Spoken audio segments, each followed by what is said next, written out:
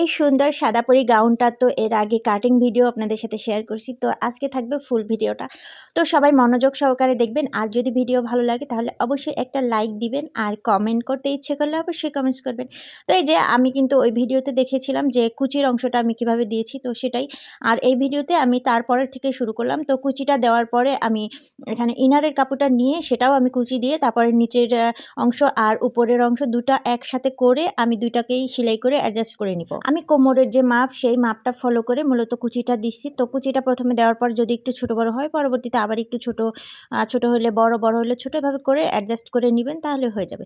তো এরপরে আমি ইনারের সাথে বডি পার্টটা অ্যাটাচ করে নিব। তারপরে আমি একটা ফিতা রেডি করব। তো ফিতাটা এই যে আমি জাস্ট একটা কাপড় নিয়ে ভাঁজ করে চিকন করে ডরি ফিতা যেভাবে করে ওভাবে করে একটা সেলাই দিয়ে নিলাম। তারপরে আমি এটাকে উল্টিয়ে নিলাম। এই যে উল্টিয়ে নেওয়ার পরে আমি এই ফিতাটাকে একটু ছোট, ছোট সাইজ করে মানে ১ ইঞ্চি বা ১.৫ ইঞ্চি যার যতটুকু লাগে আরকি। তো ওই পরিমাণ করে কেটে নিয়ে দেন আমি অনেকগুলো করে কেটে নিলাম। তো কেটে নিয়ে এটা দিয়েই আমি যে পিছনের যে ব্যাক পার্টে যে ক্রসের ফিতাটা হবে, তো সেই ফিতা ঘর করার জন্য আমি এই যে এখানে এভাবে করে ৫টা ৬টা মানে যতটুকু লাগে আরকি ওই পরিমাণ করে আমি দিয়ে দিলাম।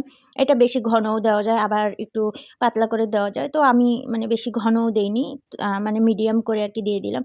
এরপরে পিছন পার্টের যেই কাপড়টা সেটা আমি ২টার সাথে মানে মিলিয়ে সেলাই করে ব্যাক পার্টটা রেডি করে নিলাম। তারপরে আমি সামনের যে পার্টটা সেটাতে গলা অ্যাটাচ করার জন্য আমি যে ফিউজিংটাকে অ্যাটাচ করে তারপরে গলাটা রেডি করলাম। তো আমি সামনের পার্ট পিছনের পার্ট সেমভাবেই আমি এটা বক্স গলা করেছিলাম। তো সেজন্য আমি পুরোটাই এভাবে সেলাই করে নিলাম। তো এটা আর দেখানোর কি আছে, আর বেশি ডিটেলসে দেখাতে গেলে ভিডিও অনেক বেশি লম্বা হয়ে যাবে। এত লম্বা বেশি ভিডিও দেখবে না কেউ।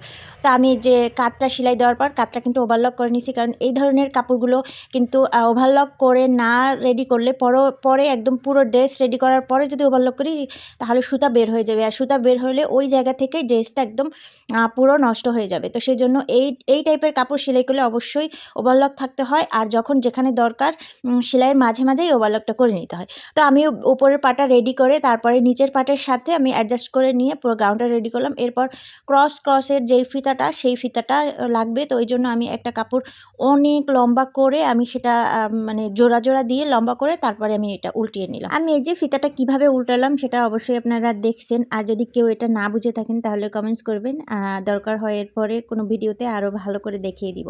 তো এই যে ফিতাটা অনেক বড় করে নিলাম, কারণ এটা মানে করার পরে যদি আমি জোড়া দিই সেটা কিন্তু সুন্দর হবে না। তো সেই জন্য আগে অনেকটা পরিমাণ নিয়ে তারপরে এটা করতে হবে।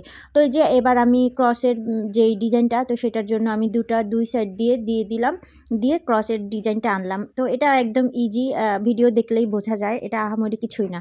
তো আমার ড্রেস তো রেডি হয়েছে। এবার ক্রসের ফিতার মানে একদম মাথায় যে আমি ডরিটা দিব, তো সেই ডরিটা দেওয়ার জন্য আমি বেশ কিছু কাপড় ছোট কাপড় চারকোনা করে কেটে নিয়ে তারপরে আমি এগুলোকে সেলাই করে তারপরে ফিতার মাথায় লাগাবো। এই কাপড়টা আপনারা চাইলে অনেক বড় করে দিতে পারেন, মানে ডরিটা আর কি বড় করেও দেওয়া যায়, আবার ছোট করেও দেওয়া যায়। তো আমি এই যে মাঝারি সাইজের একদম ছোট না বড় না ওভাবে করে দিয়ে দিলাম। তারপরে আমি একটা বো তৈরি করব। তো সেই বো তৈরিটা করার জন্য আমি একটা কাপড় বড় করে একটা কাপড় ভাঁজ করে মানে চারকোনা আর কি করে তারপরে সেলাই করে সেটা উল্টিয়ে নিলাম। বোটা একটু বড় সাইজের হবে, তো সেই জন্য আমি বেশ বড় করেই কাপড়টা নিয়ে তারপরে আমি কাপড়টাকে উল্টিয়ে দেন আমি এটা বোটা তৈরি করব। তো বোটা সেলাই মেশিনে দিয়ে না, এটা হাত দিয়ে করতে হবে। তো সেই জন্য আমি সুতা নিয়ে তারপরে এই যে ভিডিওতে দেখবেন একদম ইজি, বো তৈরি করাটা আহামরি কিছুই না। তো ভিডিও দেখলেই যে কেউ এটা করতে পারবে। তো আমি এই যে সেলাইটা ঢেকে দেওয়ার জন্য আবার আলাদা করে একটা কাপড় নিয়ে সেটাকেও আমি হাতে সুতা দিয়ে সেলাই করে নিলাম। তো আমার বো রেডি এবং গাউনটাও রেডি। তো চলেন গাউনটা একটু আপনাদের সাথে দেখিয়ে দেই যে ফাইনাল লুকটা আসলে কেমন হয়েছে। আমার নিজের কাছে তো অবশ্যই ভালো লাগবে, তবে আপনারা বলবেন ভিডিওটা কেমন হয়েছে। গাউনটা সেলাই ১০০-র মধ্যে আপনারা আমাকে কতটুকু দিবেন, মানে নাম্বার। অবশ্যই যারা ফুল ভিডিওটা মনোযোগ সহকারে দেখছেন তারা অবশ্যই একটু কমেন্টস করে বলবেন যে আমার সেলাই ফিনিশিংটা কীরকমের হয়েছে আর ড্রেসটা দেখতে কীরকমের হয়েছে। তো এই সুন্দর ড্রেসটা যে পরবে তাকে কতই না সুন্দর লাগবে, তাই না? ড্রেসটা দেখে আমি সত্যি কথা বলতে ড্রেসের প্রেমে পড়ে গেছি। বিশেষ করে এই টাইপের গাউন তৈরি করতে কিন্তু অনেক বেশি হ্যাসেল হয়। তারপরও আমার এই কাপড়টা যখন আমি সেলাই করছি আমার একটুও খারাপ লাগেনি, একটুও কষ্ট লাগেনি, কারণ আমার মানে সাদা কাপড় এবং কালো কাপড় এই ২টা কাপড়ে আমার কেমন জানি মানে আলাদা একটা ভালো লাগা কাজ করে। গাউনের আউটলুকিংটা তো সবাইকে দেখিয়ে দিলাম, তাহলে এখন আর আমার আর কোনো কাজ নেই, বিদায় নিয়ে চলে যাচ্ছি। সবাই ভালো থাকবেন, আল্লাহ হাফেজ।